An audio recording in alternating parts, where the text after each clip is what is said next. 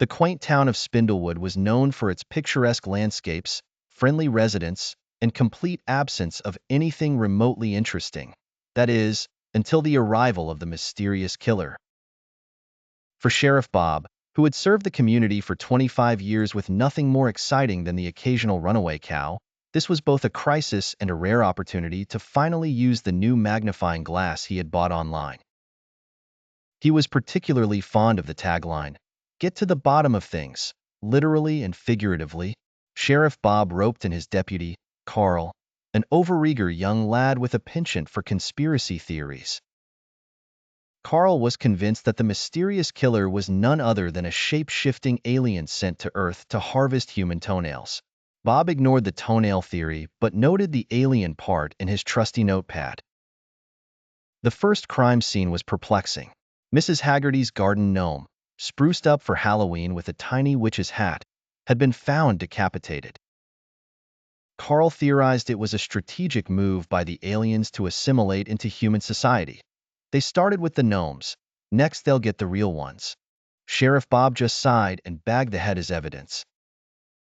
Next was Mr. Jenkins' prized pumpkin, found smashed to smithereens right in front of Wilma's grocery store. Rumors spread like wildfire. Some said it was an act of revenge. Others speculated a covert government operation gone awry.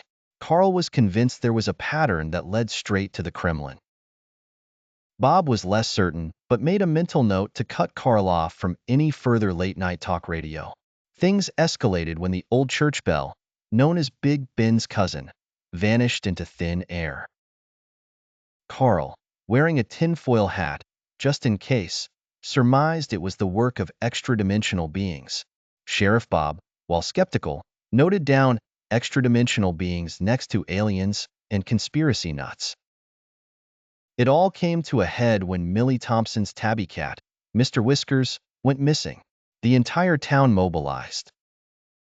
People couldn't decide if this was a law enforcement issue or an existential crisis. Some formed search parties, while others held impromptu seminars on the role of cats in the Galactic Federation. Finally, Bob had an epiphany. He gathered everyone in the church hall and presented his findings. The real culprit was Bob's own Auntie Agatha, who found immense pleasure in sowing chaos by commandeering household items to create elaborate, surreal garden dioramas at night. Agatha admitted to everything, including reenacting Shakespearean tragedies with gnomes and pumpkins. The town breathed a sigh of relief, and Carl removed his tinfoil hat, declaring it a victory against intergalactic mind control.